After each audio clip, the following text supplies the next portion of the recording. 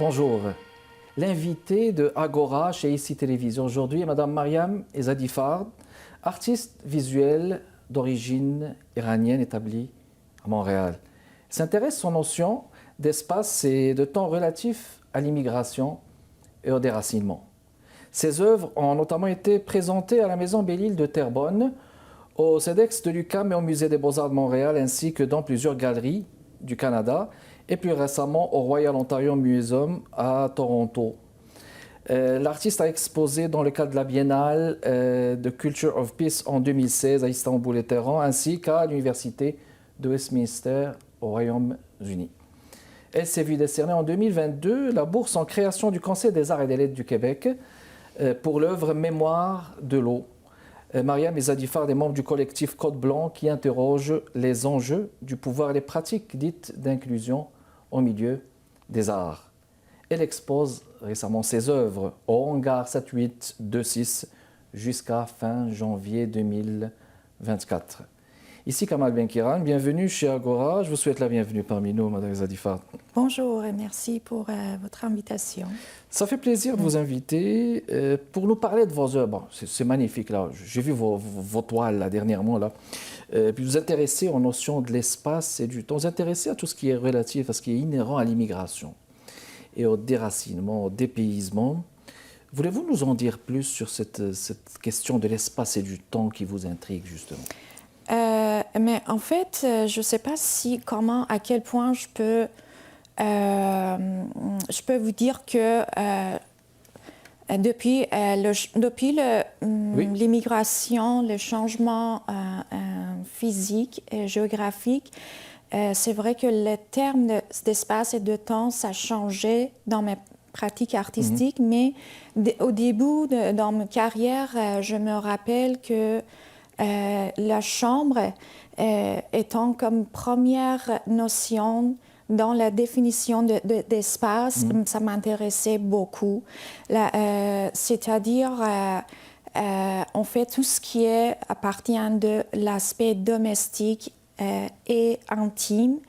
Je me questionnais d'une manière très personnelle, mais aussi à la vision d'une femme.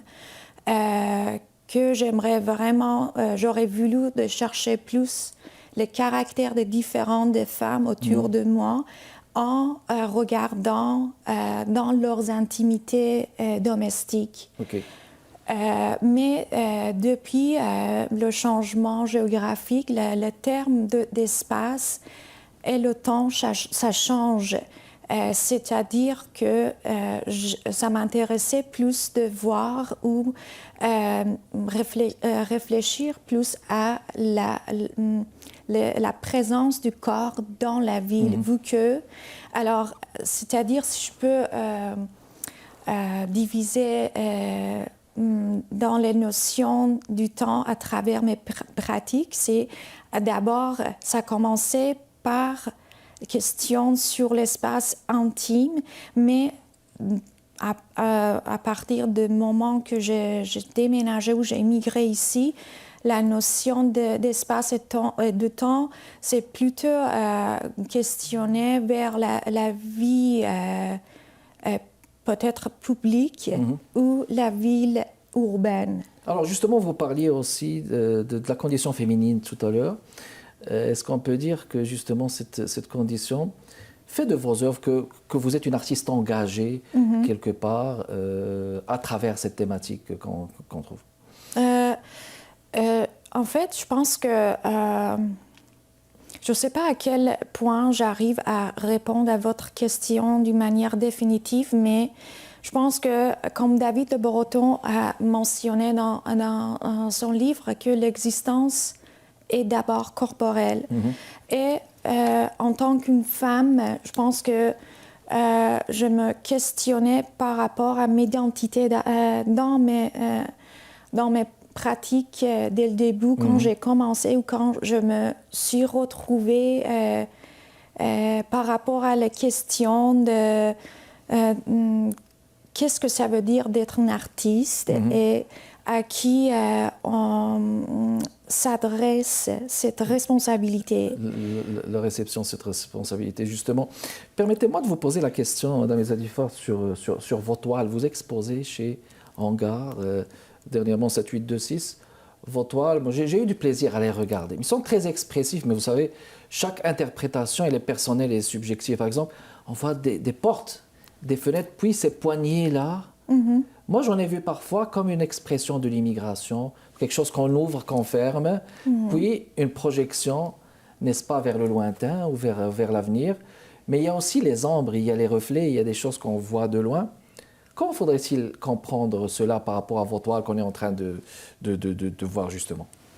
Le projet que je présente actuellement chez Hangar, ça appartient d'une série qui s'appelle La solitude partagée.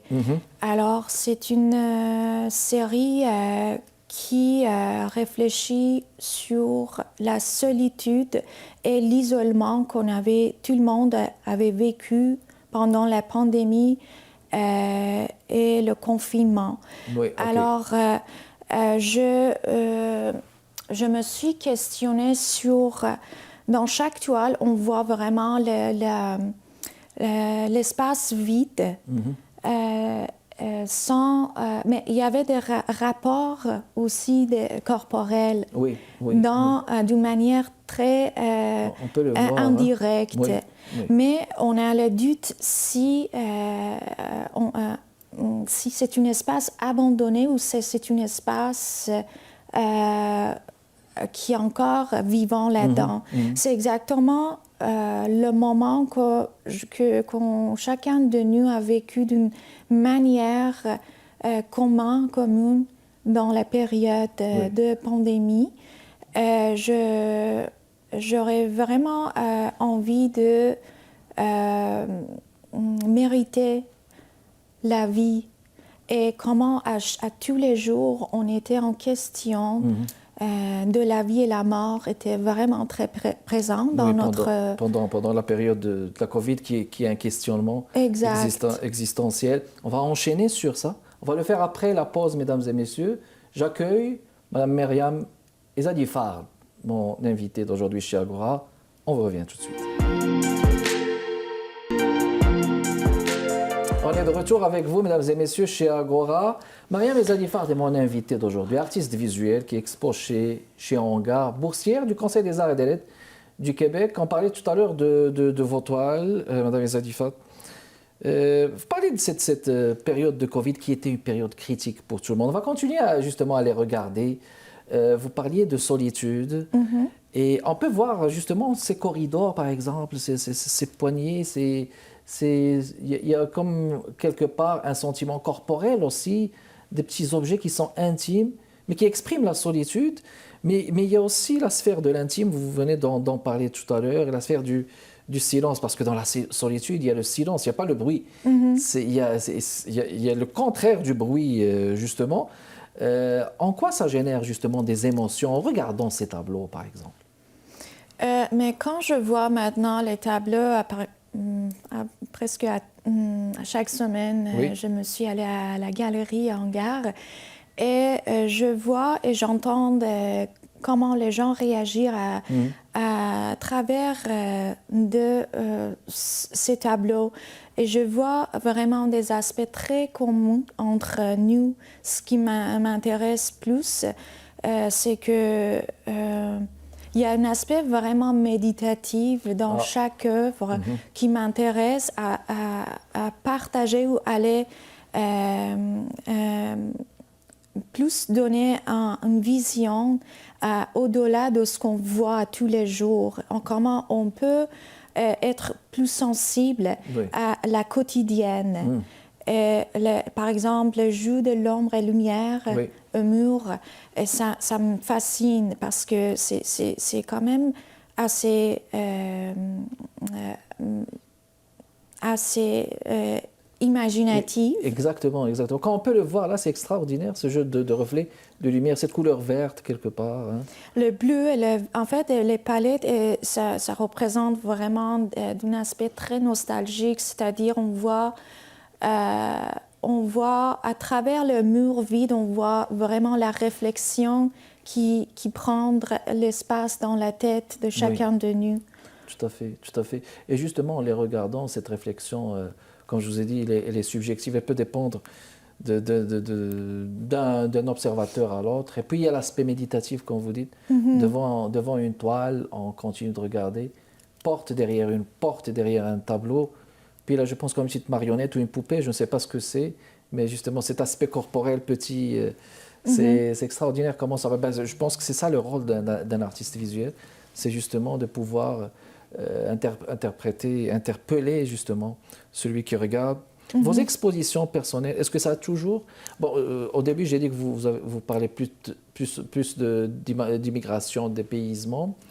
Vos dernières expositions personnelles, c'était quoi les thématiques plus ou moins? Est-ce que vous pouvez nous donner une idée? Mais en général, je peux dire que je m'intéresse ou je m'interroge à la question de l'espace et le temps, d'une manière vaste, mais je m'interroge aussi à la notion du mémoire dans l'espace.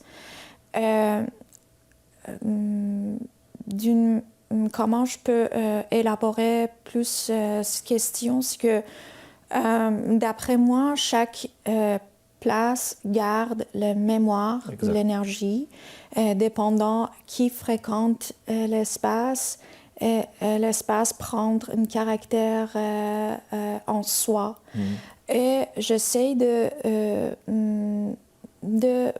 chercher ou trouver une logique à travers l'imagination. Qu'est-ce qu'il y a, les liens entre l'espace et la personne qui demeure l'espace. Qui demeure là.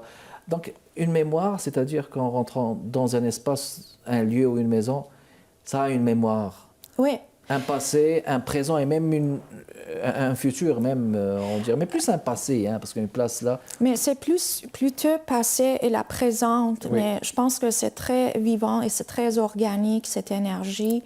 Mais je ne sais pas si ça vous arrive déjà ou pas, mais ça m'arrive... Quand je suis rentrée dans une place pour la première fois, que j'avais aucun repère déjà avec l'espace, mais il y a quelque chose qui me dit que c'est très familier. C'est très, oui, je comprends. Je me sens, d'une manière, je me sens chez moi. Oui. Mais je pense que ça, c'est...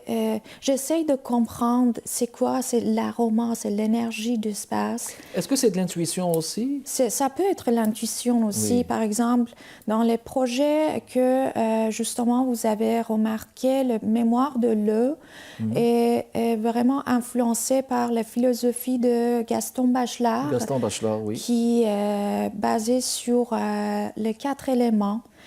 Alors, je me suis questionnée sur comment le corps réagit en imprégnant avec chaque élément d'une manière très comme submergée avec chaque élément. Alors, j'ai pris une sorte de discipline pour rester en contact avec chaque élément. Pour l'eau, par exemple, je suis restée 1 semaine sans avoir de contact avec l'extérieur, dans un moulin, dans la Terrebonne. La Terrebonne, oui. Puis, j'essayais vraiment d'analyser, d'observer mes émotions, mes rêves. J'ai pris des notes, j'ai fait des esquisses. Et après 1 semaine, et la seule contact avec l'extérieur était les lettres que je me suis envoyées à moi-même à tous les jours, à mon adresse domicile à Montréal. Alors, à tous les jours, je glissais une lettre par la porte qui était barrée, puis quelqu'un qui a supposé de venir et chercher et envoyer chez moi.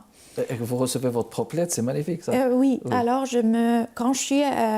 c'est arrivé avant la pandémie. Oui. Et j'avais pas le courage de l'ouvrir les lettres jusqu'à, je me rappelle, le mars 2020, je commençais à ouvrir les lettres, là au moment qu'on était en confinement. Confinement, la Covid, oui.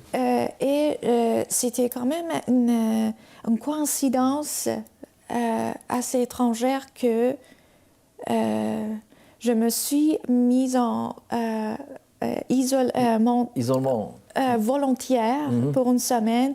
Et le temps de quelques mois après, c'était vraiment un isolement forcé par la société, le gouvernement qui a nous forcé d'être seuls. D'être en isolement. Et puis, le fait de recevoir aussi vos propres lettres, vous recevez vos propres émotions quelque part. Tout à fait. Que vous avez transcrit. Bon, on va continuer. Après la pause, mesdames et messieurs, on revient tout de suite pour continuer notre conversation avec notre invité d'aujourd'hui. Restez avec nous. De retour avec vous, mesdames et messieurs, on parle art visuel. Mariam Ezzadifard, c'est notre invité de ce jeudi chez ICI Télévision à Agora. On parle art visuel. On parle aussi impact de la Covid, parce que cette période d'isolement de la plupart des gens a été génératrice de beaucoup de créativité. On parlait justement avec notre invité, on a vu ces toiles qui sont exposées chez Hangar. Et puis, il y a de très belles thématiques qui se dégagent, justement, en parlant beaucoup de reflets, mais beaucoup d'émotions qui nous parlent à nous autres observateurs, juste en regardant ces tableaux. Donc, on parlait tout à l'heure de cette espèce d'émotion, de solitude aussi qu'on trouve dans vos toiles. Mais j'aimerais savoir s'il y a des nuances entre exposition personnelle et collective, parce que vous avez fait beaucoup d'expositions collectives, vous avez exposé avec beaucoup de personnes. Est-ce que vous avez une préférence ? C'est quoi la nuance qu'on peut faire justement ? J'aime bien les deux, en fait, parce que chacun a une différente... leur caractère et leurs besoins d'une manière différente et qu'on devrait s'adapter avec l'exposition. En fait, l'exposition en groupe, c'est toujours, je pense qu'il y avait une thématique à donner à tous les participants pour la coordination entre les participants. Il y a toujours une thématique qui sort d'abord, tandis que dans l'exposition individuelle ou solo, c'est plutôt la thématique qui sort à travers le processus de création. Alors ça, c'est vraiment comme une sorte de découvrir dans la durée du temps qu'on arrive à le chercher et à le capter, si vous voulez.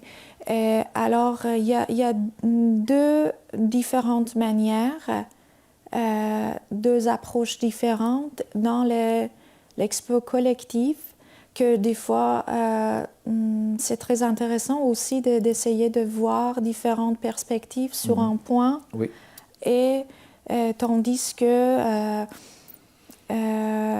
l'autre étape, l'autre projet individuel, c'est plutôt un voyage profondément à l'intérieur et aller chercher plus les questions fondamentales. Dans les profondeurs, dans l'intériorité de l'artiste. Qu'est-ce qu'il faut retenir de fondamental dans vos œuvres ? Est-ce qu'il y a des messages que vous voulez envoyer de fondamental ? On parlait de quête identitaire. Est-ce que c'est vraiment ça ou bien est-ce qu'il y a autre chose ? Ça, c'est une question. Mais je pense que chaque fois, chaque série d'œuvres qu'on termine, c'est une étape à aller vers la connexion à l'intérieur de nous-mêmes. En fait, pour moi, l'important, c'est comment je peux être authentique et comment je peux être fidèle et respectant le temps actuel dans lequel on vit et qui avait beaucoup d'enjeux et la majorité sont politiques. Mais comment on pourrait avoir un rôle plus En tant qu'artiste, peut-être Ben, en tant qu'artiste, oui, mais je ne sais pas si... je ne peux pas dire que j'aimerais partager un message à travers mes œuvres. Non, je pense que c'est toujours une question qui revient à moi-même et à quelle manière je suis engagée ou je suis connectée avec mon intérieur. C'est ça, parce que le questionnement, là, demeure toujours, en parlant tout à l'heure, cette connexion avec l'eau, ou avec la solitude, ou avec l'air, ou avec les quatre points cardinaux, là, les oui. quatre... C'est pas si évident que ça, mais c'est là où réside justement le processus du travail et d'exploration artistique, quand on peut le deviner à travers vos toiles. Il reste 2 minutes, Mariam Izadifa. J'aimerais vous poser la question de l'inclusion des auteurs dans le milieu des arts. Vous travaillez sur ça aussi, hein, ces pratiques oui. d'inclusion. Comment est-ce que vous trouvez l'inclusion des artistes issus des communautés, ici, au Québec, au Canada? Voulez-vous nous en parler, s'il vous plaît? En fait, le collectif Côte Blanc, j'étais vraiment très heureuse d'être parmi un groupe avec Stanley, février, Mi-Van Damme.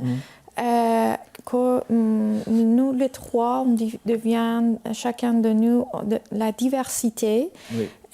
Mais ce qui est très fascinant et ce qui nous ramasse ici à Montréal, c'est la tendance